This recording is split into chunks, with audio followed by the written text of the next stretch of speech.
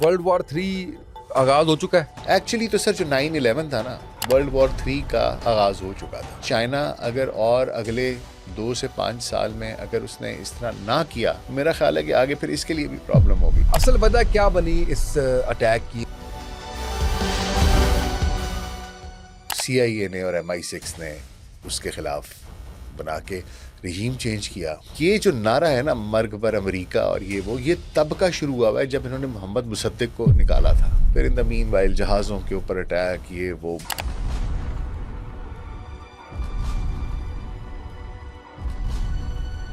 अब sir question क्या लिया अमेरिका ने? Trump basically is a businessman. Donald Trump की जो मकबूलियत है वो लोएस्ट तरीन है। इसराइल को प्रॉब्लम है, ईरान गिरेगा, उसके बाद ये प्रैक्टिकली ग्रेटर इसराइल बनेगा। अमेरिकी अड्डों पे हमला करना, डू यू थिंक कि इसके अलावा कोई और ऑप्शन था नहीं उनके पास? बात सर्वाइवल इंस्टिंक्ट पे आती है ना सर, ये सबसे पहले उसूल बाहर जाते हैं। जितनी टॉप लीडरशिप थी सारी मार दी। हमारे GCC ममालिक है ना, ये बड़े सोल किस्म के।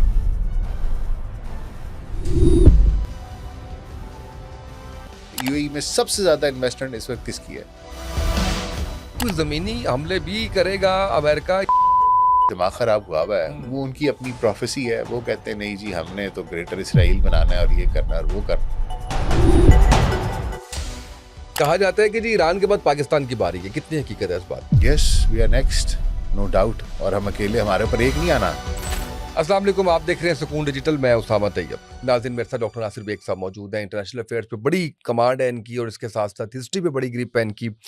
इनकी वीडियोस मुख्तलिफ औकात में आप देखते हैं, बड़ी वायरल जाती हैं। ख़ासकर मैं समझता हूँ कि जंगों के अंदर तो जैसे इंडिया की जंग थी तो उसके अंदर भी बड़ा इनका एक पॉजिटिव किरदार रहा, आवाम तक सच पहुँचाने का, आवाम तक वो। और बड़ी इनकी जज्बाती वीडियोस भी आती रहीं। और इसी तरह से अब ये जंग जो ईरान की और अमेरिका की है, तो हमने ज़हमत दी डॉक्टर साहब को कि हमारे पास तशरीफ़ लाएँ और इस मौजू पे वो मिथ्स जो आवाम को क्लियर करना ज़रूरी है वो सारे उनके सामने रखें। अस्सलाम वालेकुम डॉक्टर साहब, कैसे हैं आप? वालेकुम अस्सलाम, बिल्कुल ठीक ठाक, अल्लाह का शुक्र सर। डॉक्टर साहब, मैं चाहता हूँ कि थोड़ा सा ना इसका बैकग्राउंड बता दीजिए आप। ईरान अमेरिका तनाज़े की वजह बुनियादी तौर पे क्या? एक तो खैर हमें पता है कि ज़ाहिर है कि एक मुसलमान और यहूदी और ईसाई, इनका आपस का कॉन्फ्लिक्ट, वो सारा कुछ है।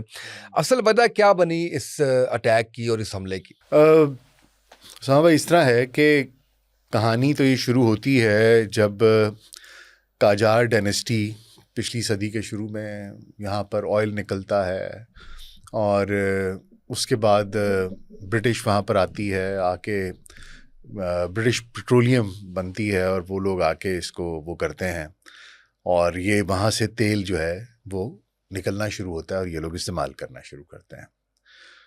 और कहानी चलती रहती है, 1940s तक ये यूज़ कर रहे होते हैं और उसके बाद भी फिर मोहम्मद मुसद्दिक एक वज़ीर आज़म आता है जो कि इलेक्टेड वज़ीर आज़म होता है, जमहूरियत है। वो आता है और वो आके देखता है कि यार, आप ले तो हमसे 100 रुपए की चीज़ लेते हैं और हमें आप उसमें से 4 आने देते हैं, तो बड़ी नाइंसाफ़ी है। हमारा रिसोर्स है, हमारा तेल है, आप आए हैं, बेशक लेके जाएं, लेकिन हमें उसका हक तो दें। तो उसने वो ऑयल को नेशनलाइज किया। जब वो ऑयल नेशनलाइज किया तो उस वक्त फिर CIA ने और MI6 ने उसके खिलाफ बना के रहीम चेंज किया, उसको उतरवा के, और शाह ईरान जो है, पहलवी खानदान, उनको ला के बिठा दिया। ठीक है, बिल्कुल सही। और उन्होंने आके एक दूसरी डायनेस्टी शुरू कर दी। पहले काजार थे, वो चले गए, ये डेमोक्रेसी आई और उसके बाद ये आ गए। अब पहलवी खानदान का ये उनका ही बंदा था, वो आया, इसने 50 समथिंग से लेके तो 79 तक वो हुकूमत की।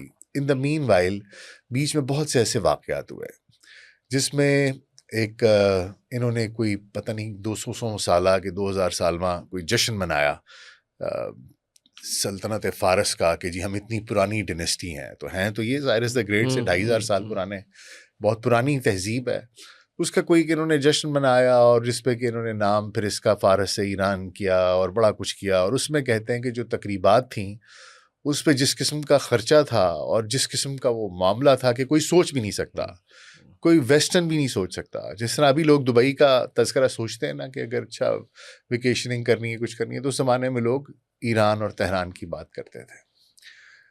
तो वो लोगों में एक बड़ी रिजेंटमेंट पैदा हो गई कि यार हमारा पास्ट क्या है, हम क्या लोग हैं, और तुम किस तरफ जरूरत से ज्यादा वेस्टर्नाइज हो गए थे। ठीक है, इन एन एफर्ट के ये दिखाने के लिए, वो कहते हैं ना शाह से ज्यादा शाह के वफादार हो गए, तो वो इस तरह लोगों में रिजेंटमेंट हुई। इतनी देर में अली शरीयती थे, फिर इमाम खुमैनी थे, इन लोगों ने एक अपराइजिंग शुरू हुई जो कि रिलीजियस थी, और फिर eventually Shah of Iran leaves and इमाम खुमैनी कम्स एंड एन इनकलाब कम्स।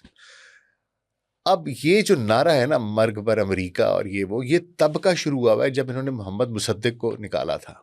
ओके, तब ईरानी शाह कहते ईरान थे, से भी पहले, उससे भी पहले, तब वो कहते थे कि तुम हमारे साथ ज्यादती करते हो, हमारा इस्तेहसाल करते हो, हमारा तेल लेके जाते हो और हमें तुम पैसे नहीं देते हो।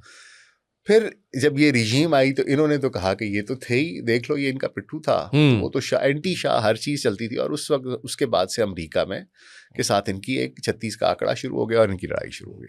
बीच में वहाँ पर जो असेंबली थी उसमें हॉस्टेजेस रखे, बड़ा एक क्राइसिस चला 70s 80s में, और फिर उसके बाद वो बड़ी मुश्किलों से बड़े अरसे के बाद वो हॉस्टेजेस रिलीज हुए।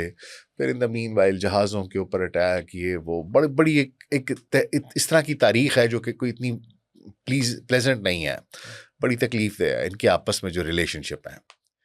और उसकी मेन वजह जो है वो ये है, जो आपको नज़र आती है वो यही है कि बाकी तो जो लोग हैं सारे के सारे, आपको मशरिक़ वस्ता में जितनी भी बादशाहतें दिखाई देती हैं, आपको मोनार्कीज़ दिखाई देती हैं, वो सारे के सारे जो हैं वो प्रो अमेरिका हैं। उनकी डिफेंस भी सारी प्रो अमेरिका है, उनकी फाइनेंशियल जितना भी सारे का सारा स्ट्रक्चर है, पेट्रो डॉलर है, सब कुछ है, वो सब उसी के ऊपर खड़ा हुआ है। और वो देखते भी मगरिब की तरफ है और अमेरिका की तरफ है। ये वाहिद मुल्क था जिसमें कि इस्लामी इनकलाब आया, इन्होंने बादशाहत को उठा के बाहर फेंका, और एक बड़ा कॉम्प्लेक्स सा निज़ाम है जो वहाँ पर चलता है। और क्योंकि एक हिस्ट्री है, बड़ा सा बीफ है, बहुत सी, उन्होंने इनके बंदे मारे हुए हैं, इन्होंने उनके बंदे मारे हुए हैं, वो झुकने के लिए तैयार नहीं है। वो कहते हैं बात करनी है बराबरी पे बात करो। और ये इनको आदत पड़ी हुई है कि सारी दुनिया आके हमारे, और इतनी पाबंदियों के बावजूद, और लाइफ सेविंग ड्रग्स तक जो है वो उन तक रसाई ना सर होना। बात ये है ना कि वो मैं पिछले दिनों देख रहा, आरागची या किसी का इंटरव्यू था, या कोई प्रोफेसर थे इरानियन, तो उनसे अमेरिकन मीडिया पे वो सवाल पूछ रही थी खातून कोई, तो उसने पूछा कि आपका क्या ख्याल है कि ईरान सरवाइव कर सकेगा, तो वो कहका मार के हंसा। उसने कहा 2500 साल पुरानी तो हमारी रिकॉर्डेड तारीख है। तो कहते हैं तुम्हारी कितने 250-300 साल है। तो मुस्कुराया, कहता है वेरी क्यूट। तो कि सवाल आपने बड़ा मासूमाना सवाल, जिस तरह बादामी साहब कहते हैं। तो बात यह है कि they are a nation sir, वो एक तहजीब है, फारस की एक तहजीब है 2500-3 हजार साल पुरानी, और बिल्कुल सही है। रिजिलियंट लोग हैं। अब सर क्वेश्चन क्या लिया अमेरिका ने इस दफा, किस बात के ऊपर जो है वो यूरेनियम अफजूदगी का मामला, या क्या दुनिया को क्या दिखाया है? देखिए सर, बात यह है कि दुनिया को सब पता है, उनके अपने मुल्क में सबको पता है। टॉक्स हो रही थी, तीसरा राउंड, ओमान बीच में था, ठीक है, पहले ओमान में हुई है, उसके बाद 2 राउंड जिसके जिनीवा में हुए। और जो ये कह रहे थे कि जनाब आप ये कर दें, ये उनको कहते हैं मिसाइल भी छोड़ दो, यूरेनियम छोड़ दो, ये वो। अब जो बुसैदी हैं, जो फॉरेन मिनिस्टर हैं ओमान के, उन्होंने ये बात, जिस दिन ने हमला किया है उससे एक दिन पहले या कुछ घंटे पहले अमेरिकन मीडिया को उन्होंने इंटरव्यू दिया, और उन्होंने कहा कि हम बहुत करीब हैं ब्रेक थ्रू के। और उन्होंने कहा कि लास्ट टाइम जो पहले भी इनकी एक डील हो रही थी, जो ओबामा के ज़माने में, या उसके बाद, या लास्ट से पहले, उसके बाद जो हो रही थी, उसके अंदर भी इसने कहा ये बात उसमें भी नहीं थी। हमने क्या बात की है कि आप स्टॉक पाइल नहीं करेंगे, आप यूरेनियम को संभाल के नहीं रखेंगे, जमा नहीं करेंगे, जो भी आपके पास पहले पड़ा हुआ है अफसूद किया हुआ है आपने, उसको आपने डाउनग्रेड कर लेना, एज अ फ्यूल बना के यूज़ कर लेना। आइए ये कि इंस्पेक्टर आपको आके इंस्पेक्शन करेंगे, आप कोई भी यूरेनियम नहीं रखेंगे, ठीक है। उन्होंने वैसे भी फतवा दिया हुआ है कि जी हम न्यूक्लियर वेपन नहीं होना चाहिए, इमाम खुमैनी का और खामनेई का भी है, तो वो तो कहते हैं जी हम नहीं रखते, ठीक है। और वो बात मान गए हुए थे, और अब सिर्फ ये था कि शायद कोई एक आध दौर और होना था और इस पे मायदा हो जा रहा था, उन्हें दस्तखत कर लेने थे, कोई पैक्ट हो जाना था। कहानी असल में यह है सर कि इसराइल को प्रॉब्लम है, बहुत सी कहानियां हैं। अब एक तो अब इसके बारे में मुख्तलिफ थेरीज हैं। कुछ लोग कहते हैं कि क्योंकि इस साल इसराइल में भी इलेक्शंस हैं अमेरिका में और भी। नेतन्याहू जो है उसके ऊपर करप्शन के चार्जेस भी हैं।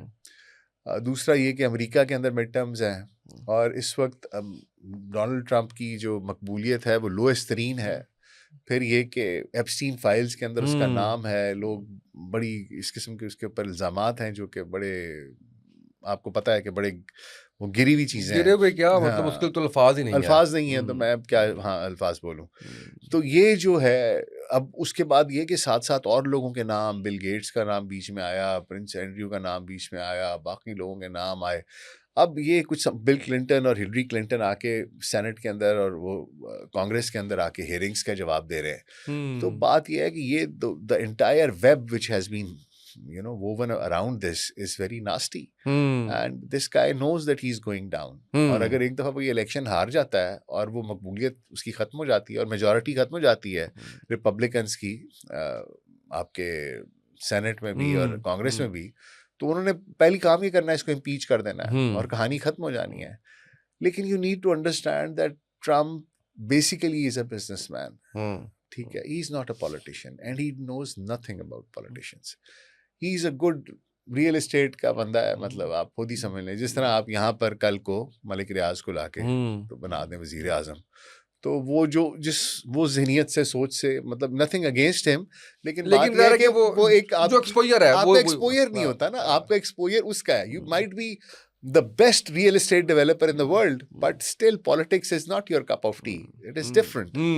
आप लोगों को जान सकते हैं, बात कर सकते हैं, सहूलतकार हो सकते हैं, लेकिन आप चीज़ों को वैसे नहीं कर सकते। तो this is something which is इसका बेसिकली बैकग्राउंड वो है। फिर लोग ये भी कहते हैं, लोग क्या कहते हैं, कंफर्म्ड है एप्स्टीन मोसाद का एजेंट था, उन्होंने हर कमरे में कैमरे लगाए हुए थे, रिकॉर्डिंग्स थी, हर किसी के पास थी। तो बहुत से लोग कहते हैं कि असल में तो जो शॉट्स कॉल कर रहा है वो जैरेड कुशनर है। जैरेड कुशनर जो इसकी बेटी का, इसका दामाद है, तो वो ज़ायनिस्ट है, ज्यू है, इजरायली अपने आप को समझता है। तो वो कहते हैं कि जी शॉट्स कॉल कर रहा है ये, तो बेचारा बस वो जो कहते हैं कि जी ये करो, ही हैज़ टू डू, वगरना वो ब्लैकमेल करते हैं। और उन्होंने कहा है कि आप ये करें। फिर ऑफ कोर्स दूसरी चीज़ ये भी है कि उन्होंने सर बड़े सालों से काम शुरू किया हुआ था, ठीक है, ये रुकने का नहीं है। देखिए उन्होंने हमास, हिजबुल्ला, बशारुल असद, आपके हौसी, उन्होंने एक एक करके सबसे पहले 10 साल पहले इनकी प्रॉक्सीज जो है उनको खत्म किया है। अब ईरान गिरना है, उन्होंने ग्रेटर इसराइल बनाना है। ग्रेटर इसराइल का फेज 1 जो है ना, उसका आखिरी मोरा ईरान है। ईरान गिरेगा, उसके बाद ये प्रैक्टिकली ग्रेटर इसराइल बनेगा। और फिर फेज 2 है, वो फिर मैं आपको बता दूंगा क्या इस वक्त जो है वो एक्चुअल पोजीशन क्या है। थोड़ा सा हम पहले जंग के हालात को देख लेते हैं, फिर हम इस बात पे भी आ जाते हैं कि आगे के मामला जो है वो क्या है। क्योंकि ये जो ऑप्शन इस्तेमाल किया ईरान ने खलीजी ममालिक पे अमरीकी अड्डों पे हमला करना, डू यू थिंक कि इसके अलावा कोई और ऑप्शन था नहीं उनके पास? क्योंकि ज़ाहिर है कि वो अमेरिका तक तो पहुंच नहीं सकते थे और उन्होंने ये बड़ा वादे तौर पे कहा कि आप ये ना समझें कि ये आप पे हमला है, ये अमेरिका के अड्डों पे हमला है, तो अमेरिका के अड्डों पे ही हमला है, इसको आप इसी तरीके से लीजिए। लेकिन क्या ऐसा होता है कि आप ये समझें कि जी अब पाकिस्तान में अगर खुदा न खास्ता हमला कर देता है किसी अमरीकी या किसी अड्डे पे जो है वो अगर होता तो ज़ाहिर है कि वो पाकिस्तान पे हमला ही होता। अब ये जो एक जंग ये छेड़ ली है पूरे ममालिक के साथ, इसको किस तरह से देख रहे हैं आप? देखिए सर, बात यह है कि जब आप इस तनाजुर में इस चीज़ को देखें कि ईरान जो है ना, don't look at it as just any other Muslim country. ये तो साबित कर दिया उसने।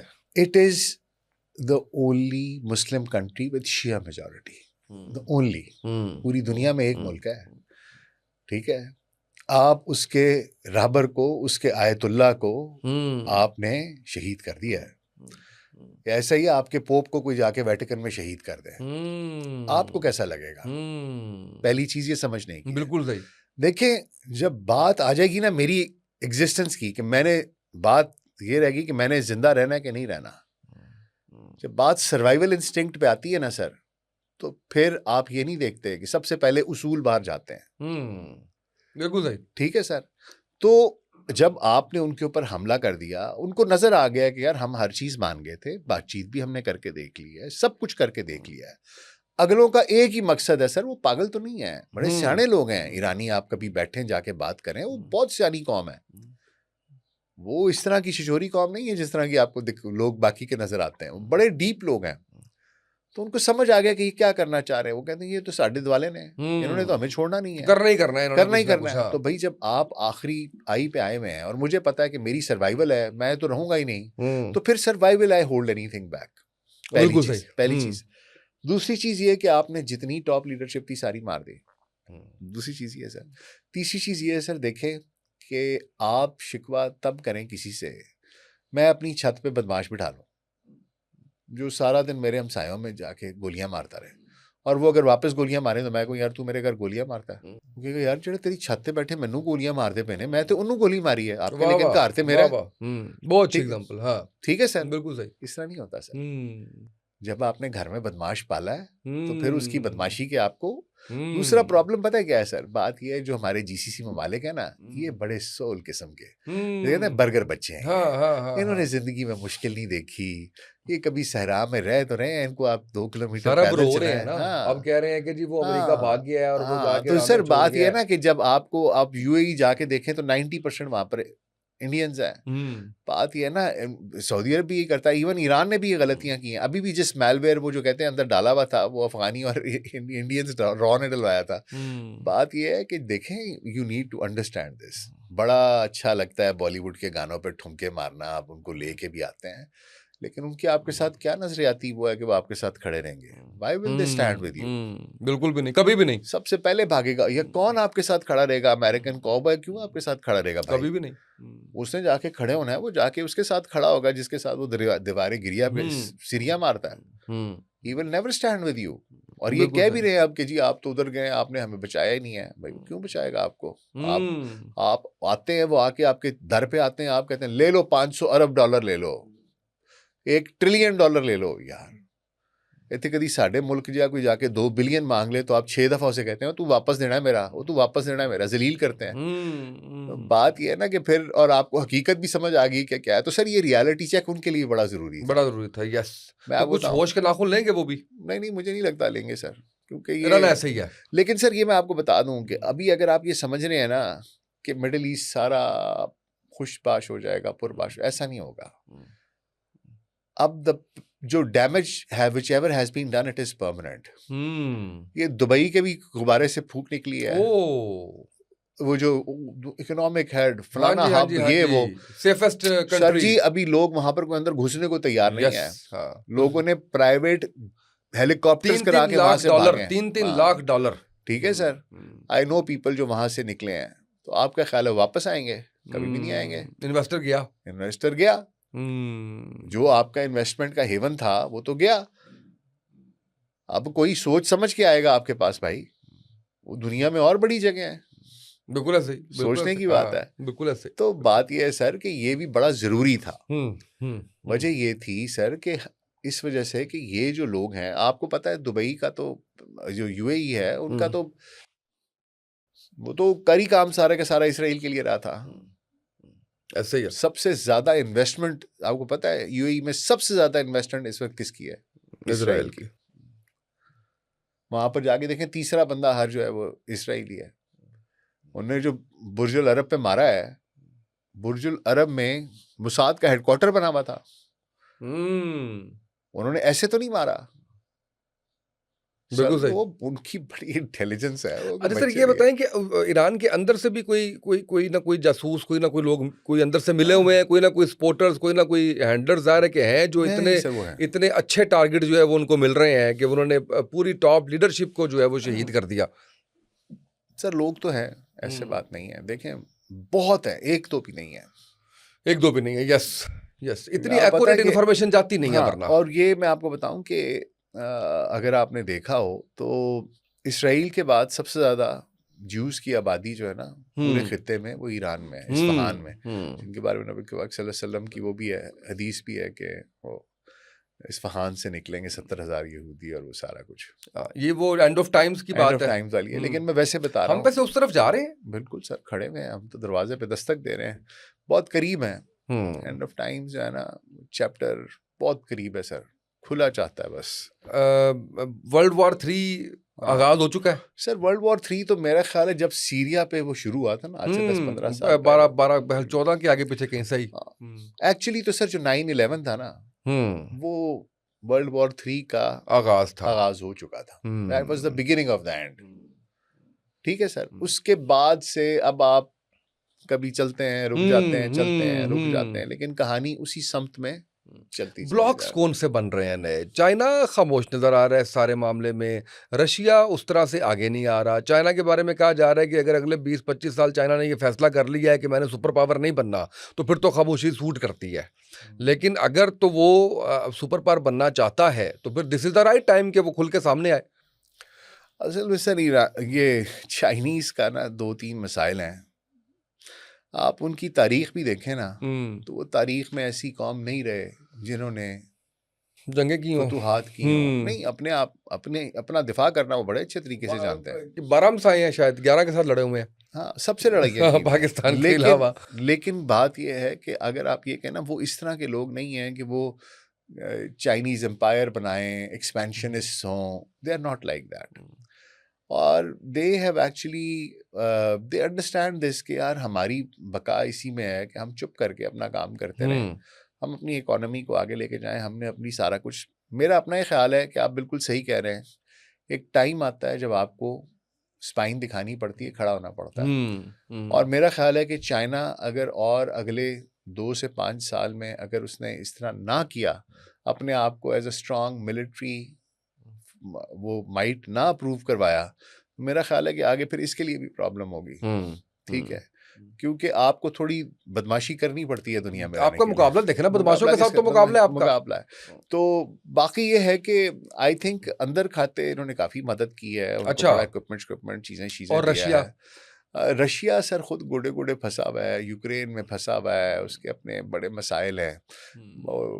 वो अंदर से वो भी दे रहा है, ऐसी बात नहीं है कि वो नहीं दे रहा। सर, पाकिस्तान का रिस्पांस कैसा लगा आपको? बड़ा आपको लगा नहीं कि बड़े क्रिटिकल फंसे हैं हम?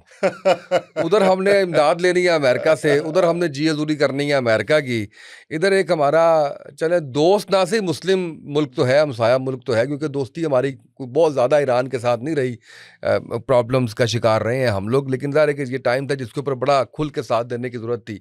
तो आपको लाचारगी नज़र आई है हुकूमत की? बिल्कुल सर जी। बात यह है कि हमारे लिए भी अमेरिका एक मजबूरी है, गुजारा हम कर रहे हैं उसके साथ। और बाकी ईरान, देखें सर, ईरान को ना हम चाहे जो मर्जी हो, ईरान के साथ हम अपने ताल्लुकात नहीं बिगाड़ सकते। ईरान हमारे लिए उतना ही अहम है जितना सऊदी अरेबिया है। नहीं, हमारी इतनी बड़ी आबादी अहले तशय्युम की है। फिर दूसरा बात यह है सर कि ठीक है, हमारा उनका इतना अच्छा नहीं रहा मामला, माजी भी ऐसा रहा। वो खुद यहाँ पर, वो भी यहाँ पर बड़े तमाशे करते रहे शुरू में। वहाँ पर उनकी इंटेलिजेंस यहाँ पर काम करती रही है, बड़े उनके भी बड़े कारनामे हैं। ऐसी बात नहीं कि उन्होंने कुछ छोड़ा हुआ है। लेकिन कहानी है कि अब पुलों के नीचे से बहुत पानी गुजर चुका है, वक्त गुजर चुका है। अब ये वक्त था कि हम उनके साथ खड़े रहें, और हम खड़े रहे हैं। आपको मैं बताऊं कि सऊदी अरेबिया, और अभी जिस तरह आप बात कर रहे थे कि वो बड़ा शिकवा गिला कर रहे थे कि हमें ये किया वो किया है, तो पाकिस्तान देन बीच में हमने ईरान से भी बात की है। ये कितना जबरदस्त हुआ है। और फिर सऊदी अरब से बात की है, गारंटी दिलवाई है। गारंटी दिलवाई है। ये बड़ी अच्छी बात है। देखें, बात यह है सर कि यही हम कर सकते थे। हम खुद कोई बहुत बड़ी है कि वो अपने अफगानिस्तान हमारे पे जो है वो अफगानिस्तान है, और उनको आपने हमारे पे छोड़ा हुआ है, साथ हिंदुस्तान को हमारे ऊपर छोड़ा हुआ है। फाइनेंशियली हमारे अपने हालात ऐसे हैं, पॉलिटिकल स्टेबिलिटी भी नहीं है। तो under prevalent circumstances I believe we played well. Best था जो हमने किया, वी प्लेड वेरी वेल। थोड़ा सा दोबारा वापस जंग की तरफ आते हैं। ये कोई जमीनी हमले भी करेगा अमेरिका, या बस हमेशा की तरह फिजाई हमला कर दिया और उसके बाद चंद दिन में अपनी फतह का खुद ही ऐलान करके जो है वो निकल जाएगा? एंड फतह का जब हम ऐलान की बात करते हैं, तो डू यू थिंक कि रजीम चेंज के बगैर हम इसको फतह करार नहीं दे सकते? और रजीम चेंज नजर नहीं आ रही होती भी। सर, रजीम चेंज नहीं है, मेरा नहीं ख्याल कि होने वाली है। रजीम चेंज के लिए बिल्कुल बूट्स ऑन ग्राउंड की जरूरत होती है। बूट्स ऑन ग्राउंड इसलिए बड़ा मुश्किल है क्योंकि अमेरिका का जो पास्ट है वो बड़ा इस सिलसिले में इट्स अ वेरी इट्स बड़ा उनको शिकस्त हुई भी है। आप वियतनाम से ले लें और इराक ले लें और अफ़गानिस्तान ले लें, तो उनकी कोई हिस्ट्री इतनी अच्छी नहीं है कि बूट्स ऑन ग्राउंड में they actually face a lot of problems. और दूसरा ये है कि जो आप बात कर रहे हैं कि वहाँ पर जाएंगे, ये खुद तो नहीं जाएंगे, लेकिन अगर जाएंगे भी तो अकेले नहीं जाएंगे। वहाँ पर इन्होंने कुर्दों के साथ, बलूचों के साथ, उनके साथ ऑलरेडी इनकी डील चल रही है। ऑलरेडी उनको मुसाद सपोर्ट कर रही है, CIA सपोर्ट कर रही है। और इन टाइम्स टू कम आप देखेंगे कि बहुत जल्द एक कुर्द रिबेलियन, एक बलोच रिबेलियन ईरान में जन्म लेगा। ये खुद नहीं जाना चाहते, लेकिन ये उनको आगे करेंगे, ठीक है, उनको मरवाएंगे, उनको हेल्प करेंगे। जिस तरह होता नहीं हर जगह ये इन्होंने किया हुआ है, गंद डाला हुआ है, तो वहाँ पर गंद डालने की कोशिश करेंगे कि जो नॉर्दर्न पार्ट ऑफ ईरान है वहाँ पर कुर्द आ जाएं और जो सदर्न है उसमें कहीं बलोच वगैरह उनको करें। लेकिन Iran is a different ball game. इतना आसान काम इतना नहीं आसान है। नहीं है। एक तो ये कि वो माउंटेनस टेरेन है, इराक से 3 गुना बड़ा है। उधर आपको पर्शियन भी मिलते हैं, बलोच भी मिलते हैं, कुर्द भी मिलते हैं। मतलब आप जाके देखें तो अरब भी मिलते हैं। 7-8 किस्म की नेशनैलिटीज़ हैं। They will not allow you, वो इस तरह नहीं करने देंगे आपको। चलेगा अभी आगे ये जंग का मामला आगे चलेगा, अभी चलेगा सर। और मुल्क भी इसके अंदर जो है वो आएंगे, और मुल्क ऑलरेडी घसीटे जा चुके हैं काफ़ी लोग, और मज़ीद के स्टारमर नहीं, उससे मर्च से मुलाकात हुई है। वो तो नहीं जा रहे। देखें, फ्रांस नहीं आ रहा, UK नहीं आ रहा। इन्होंने मांगा था, उन्होंने कहा ये तुम यूज़ कर लो भाई साइप्रस का अड्डा, लेकिन हम बीच में शामिल नहीं हैं। अड्डा इस्तेमाल करना है कर लो, लेकिन हम नहीं आएंगे, तुम जानो तुम्हारा काम। क्योंकि उनको समझ आ गई कि बेवकूफ़ आदमी है, किस बेवकूफ़ी में फंस रहा है। मिसकैलकुलेट किया है अमेरिका ने सर ईरान मैंने को। बताया आपको, मजबूरी है बेसिकली। तो नेतन्याहू का दिमाग ख़राब हुआ हुआ है। वो उनकी अपनी प्रोफेसी है। वो कहते हैं नहीं जी, हमने तो ग्रेटर इसराइल बनाना है और ये करना है और वो करना है। तो वो तो उसके चक्कर में, वो तो सफल होने के चक्करों में है कि मैं देवता बन जाऊंगा, मैं लोग मिसकैलकुलेट मुझे। इसलिए कह रहा हूँ ना कि कल ही एक रॉयटर्स की जो है वो खबर आई है जिसके मुताबिक एक हंगामी इजलास दिफाई कंपनियों का अमेरिका में बुलाया गया और उसमें असला कम होने की बात की गई है। तो ये मिसकैलकुलेशंस नहीं है, या जंगों में आमतौर पे ऐसा हो जाता है, ये नॉर्मल नहीं बात सर, है? बिल्कुल मिसकैलकुलेशन है। देखें, बात यह है ना कि आप वो अपना एक $20,000 का एक ड्रोन भेजते हैं, आप उस पर $4 मिलियन का एक मिसाइल मार के मारते हैं। अब आप सोच लें किधर $20,000 और किधर $4 मिलियन। तो ये तो कोई फर्क 200 गुना से भी ज्यादा का फर्क है। तो दे आर बेसिकली, तो दे आर उनको ड्राई कर रहे हैं, ब्लीडिंग देम ड्राई। बिल्कुल सही। ये जो इस दफ़ा पहली दफ़ा ऐसा हुआ कि सियासी क़यादत को शहीद कर दिया गया, और ज़ाहिर है कि ये जंग के अंदर भी अलाउ नहीं है। ये जो नया एक ट्रेंड आया है, ये कितना खौफनाक हो सकता है दुनिया के लिए? देखें सर, पहली बात तो ये है कि जो दुनिया है ना, वो चेंज हो गई है।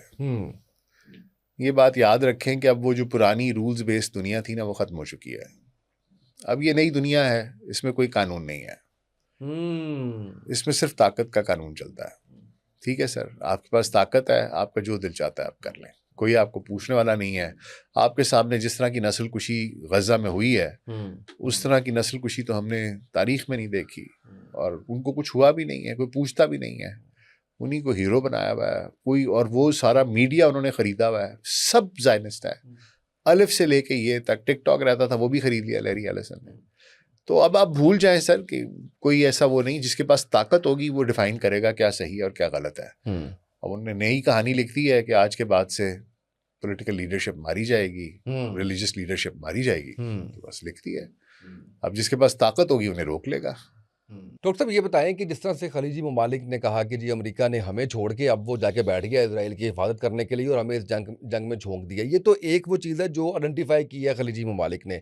दूसरा, जो ईरान इस वक्त बयानात दे रहा है कि जी मैंने ऑयल तनसीबात पे हमला नहीं किया सऊदीया की, इस तरह से और भी जगह ऐसी होंगी। तो इस वक्त यानी मकारी जो इजराइल की है वो अरूज पे है, और वो एक तीर से कई की शिकार कर रहा है। यानी आपस में भी लड़वा दिया, उनको भी वीक कर दिया, और साथ ही जो है वो सेंसिटिव एरियाज के ऊपर खुद हमले करके और वो ईरान पे डाल दिया। ये क्या स्ट्रेटेजी है उसकी, और ये एक्सपोज हो गई है, तो अब पहचान जाएंगे सऊदीया जैसे ममालिक या नहीं?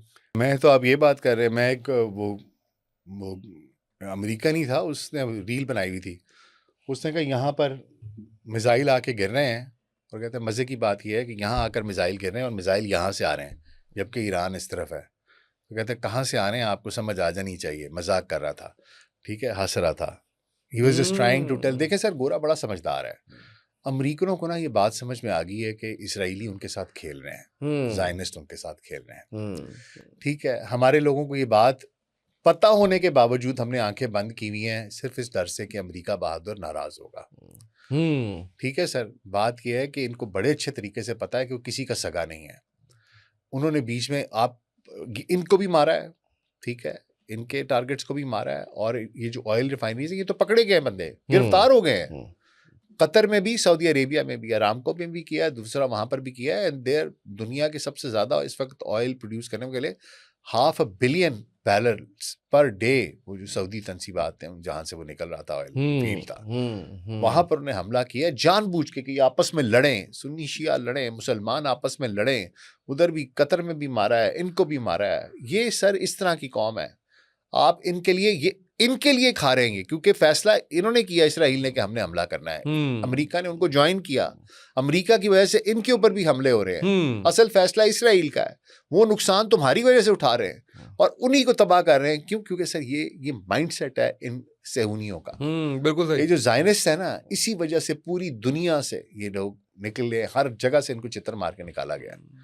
This is their basic mindset, ये किसी के नहीं है। बिल्कुल सही। अच्छा, अब मुझे ये बताएगा कि इस वक्त जो पूरी दुनिया के अंदर इन्फ्लेशन की एक वो आने वाली है, ज़ाहिर है कि हम देख रहे हैं कि ईरान के उसके बाद 30% तेल आपका जो है वो कंप्रोमाइज्ड हो रहा है, तो इसका इम्पैक्ट ज़ाहिर है कि पाकिस्तान पे भी आएगा। ये चीज़ें भी लिंगर ऑन करेंगी अभी मजीद, फौरी ज़ाहिर है कि इनका भी सोल्यूशन नहीं आना, क्योंकि स्ट्रेट ऑफ हॉर्मूज उन्होंने बंद कर दिया है। वहाँ से 20% ऑयल आता है आपका, 30% आती है एलएनजी आती है सारी। अभी एलएनजी की प्राइस 50% ऑलरेडी राइज हो गई है, और पेट्रोल जो है वो 8% के 10% वो बढ़ गया है, शायद पास 12% कह रहे थे। तो अब बात ये है कि ये अभी तो ये सर पहला दिन है, अभी तो आप जरा इब्तदाए इश्क खैर होता है क्या, आगे आगे देखिए होता है क्या। फतह का कैसे आइडेंटिफाई करेंगे, किसकी फतह हुई है, क्या क्या फैक्टर्स होंगे जो हमें बताएंगे कि जी ये इनकी कामयाबी है? फतह अमेरिका ने तो जो उन्होंने डिफाइन किए हैं फैक्टर्स कि ये फतह है, वो तो उसने कहा है कि रिजीम चेंज चाहिए, मैं नेवी तबाह करना चाहता हूँ, मिसाइल सिस्टम, मतलब सब कुछ ही तबाह करना चाहता हूँ। उसने ये नहीं कहा सिर्फ कि मैं मुल्क को टुकड़े टुकड़े करना चाहता हूँ, anything short of that he has said it. और हकीकत में ये है कि वो टुकड़े टुकड़े भी करना चाहते हैं, और इसी के लिए उन्हें वो ये कुर्द्स वगैरह को पैसे भी दे रहे हैं। ये तो उन्होंने कहा है। होगा क्या? चीज़ें सर चल रही हैं, लिंगर ऑन कर रही हैं। मेरा ख्याल है कि बड़ा मुश्किल होगा कि आप बूट्स ऑन ग्राउंड लेके जाएं। बड़ा मुश्किल, अगर खुदा न खास्ता ईरान के अंदर से कोई गद्दारी ना हुई।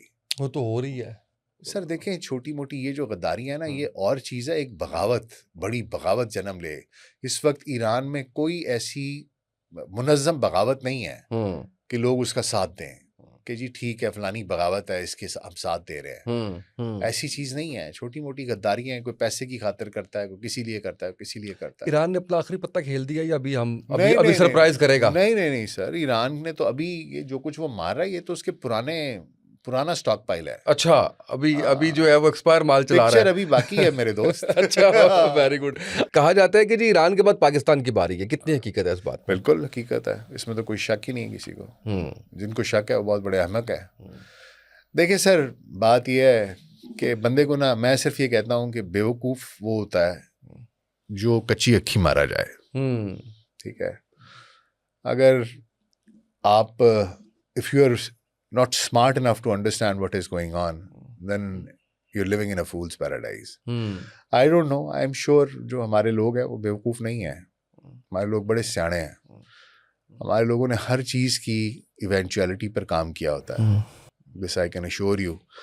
And yes, we are next, no doubt. और हम अकेले, हमारे ऊपर एक नहीं आना, इन सब ने आना है मिलके। अफगानिस्तान, इंडिया, इजराइल, अमेरिका सब आएंगे। बस अल्लाह इज्जतें देने वाला है। देखिए सर, बात यह है, एक चीज़ मैं आपको बता दूं कि everybody should know this thing. वो जो एक वक्त था ना, जब मैं कहता हूँ ना, एक रूल बेस्ड वर्ल्ड ऑर्डर जो था ख़त्म हो गया, नया ऑर्डर आ गया।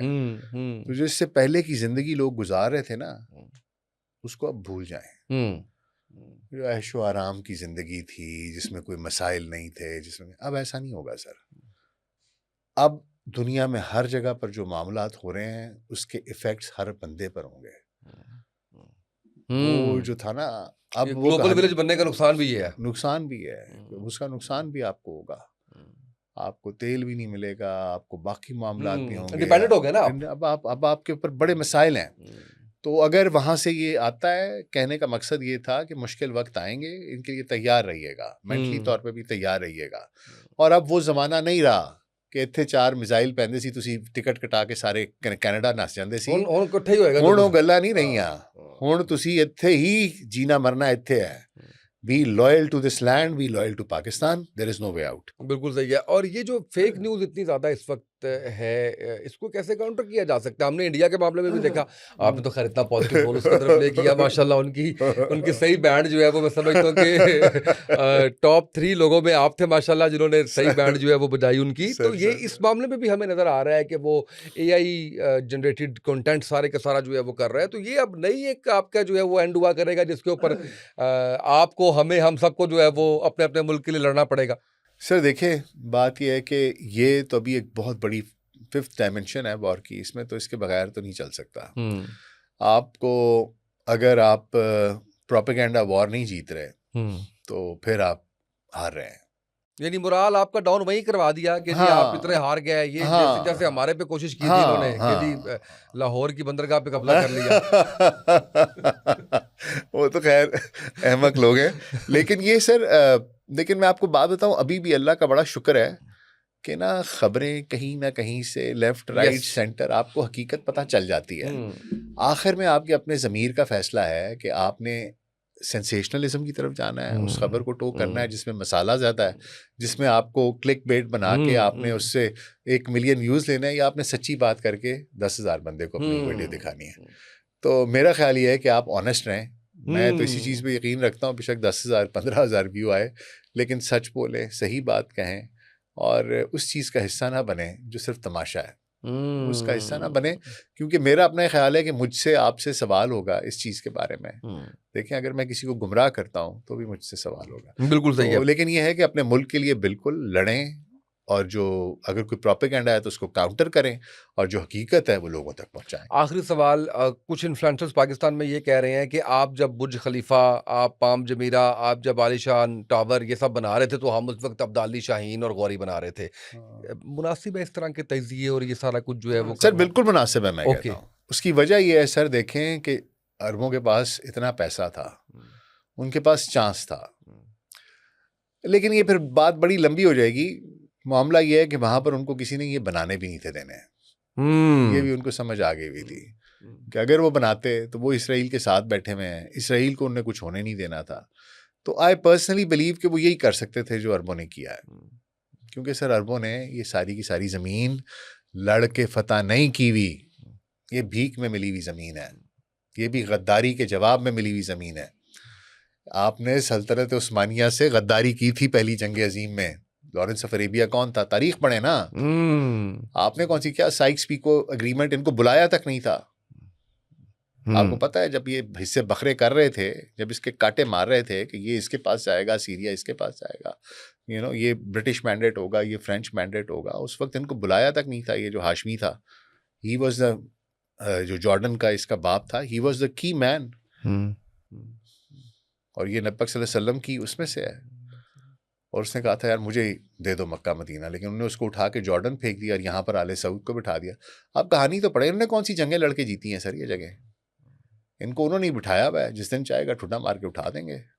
लेकिन अब बादशाहते हैं पिछले 70 80 साल से पक्के होके बैठ गए हैं। तो जब आप बेस नहीं है, बेस नहीं है तो वो क्या फिर आपने करना है? बिल्कुल सही मुश्किल है। डॉक्टर साहब थैंक यू सो मच, बहुत बहुत अच्छा लगा। और मुझे उम्मीद है कि हमारी नाज़रीन को जो अवेयरनेस आज के प्रोग्राम से मिली है, बड़ा कम ये चीज़ें इस तरह से डिस्कस होती हैं। अल्लाह आपको जज़ाए खैर दे। आज के पॉडकास्ट से इतना ही, इजाज़त दीजिए, अल्लाह हाफ़िज़।